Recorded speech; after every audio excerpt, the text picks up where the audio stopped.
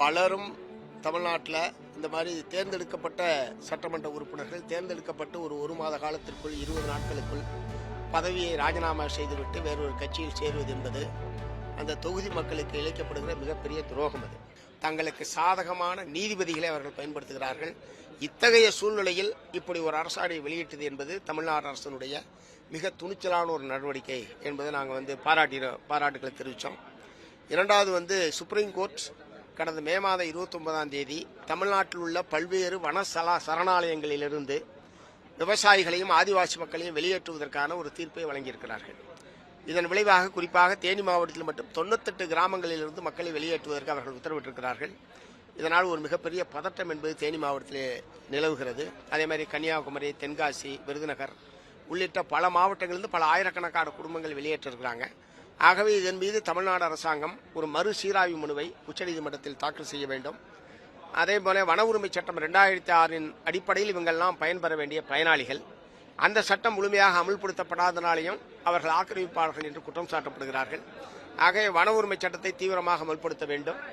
இரண்டாவது, உச்சநீதிமன்றத்தில் மறுசீராய்வு மனு தாக்கல் செய்து மக்களுடைய நில உரிமை, வன உரிமையை பாதுகாக்க வேண்டும் என்பதை முதலமைச்சர் வற்புறுத்தினார். மாணவ கொலை நடந்திருக்கு, முக்கியமான பிரச்சனையா பார்க்கப்படுது. கடந்த காலங்களிலும் நடந்திருக்கு. திரும்பி தாவேகா ஆட்சியிலும் ஒரு இந்த கஸ்டோடியல் டெத்தை பத்தி நீங்க எப்படி பாருங்க? கஸ்டோடியல் டெத் வேற, ஆணவ கொலை வேற. இல்ல, கஸ்டோடியல் இது இப்ப நேற்றைக்கு 2 நாட்களுக்கு முன்பாக நாகர்கோவில் கிளை சிறைச்சாலையில் சிறை காவலர்களால் அந்த கைதி என்பது கொல்லப்பட்டிருக்கிறார். காவல்துறையினால் இல்ல, சிறை காவலர்களால் கொல்லப்பட்டிருக்கிறார். இன்றைக்கு போஸ்ட்மார்ட்டம் ரிப்போர்ட் என்பது வெளிவந்திருக்கிறது. 19 இடங்களில் உடலில் காயம் ஏற்பட்டிருந்ததாக. ஆகவே ஒரு கொடூரமான தாக்குதலுக்கு உள்ளாகிதான் அவர் மரணமடைந்திருக்கிறார் என்பது இப்போது நிரூபிக்கப்பட்டிருக்கிறது. அதன் அடிப்படையில் தமிழ்நாடு அரசின் சார்பில் 3 காவலர்கள் உடனடியாக பணியிட நீக்கம் செய்யப்பட்டு அவர்கள் மீது கொலை வழக்கு பதிவு செய்து கைது செய்திருக்கிறார்கள்.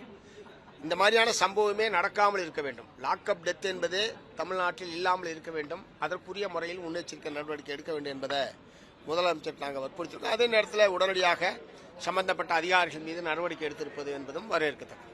குதிரை பேரம் தொடர்பாக தொடர்ந்து விமர்சனங்கள் வந்துகிட்டே இருக்கு. இப்போ அதிமுக சேர்ந்தவங்களும் தாவேக்காக்கு நிறைய பேர் வந்துருக்காங்க. தொடர்ந்து தாவேக்கா தரப்புல இதை அவங்க அந்த மாதிரி குதிரை பேரம் நடைபெறலன்னு சொல்லிட்டு இருந்தாலும், நேற்று கூட எடப்பாடி பழனிசாமி முதலமைச்சர் களவாணி அப்படிங்கிற ஒரு வார்த்தையை உபயோகப்படுத்தியிருந்தா நீங்க எப்படி பாக்குறீங்க?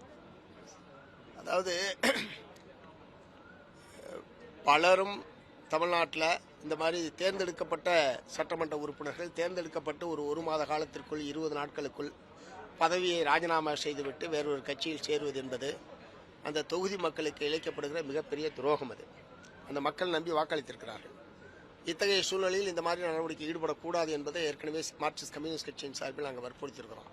அதே நேரத்தில் அதிமுகவில் ஏற்பட்டிருக்கக்கூடிய உட்கட்சி பூசல் காரணமாக பலரும் அந்த கட்சியை விட்டு தலைவர்கள் வெளியேற்றிக் கொண்டே இருக்கிறார்கள்.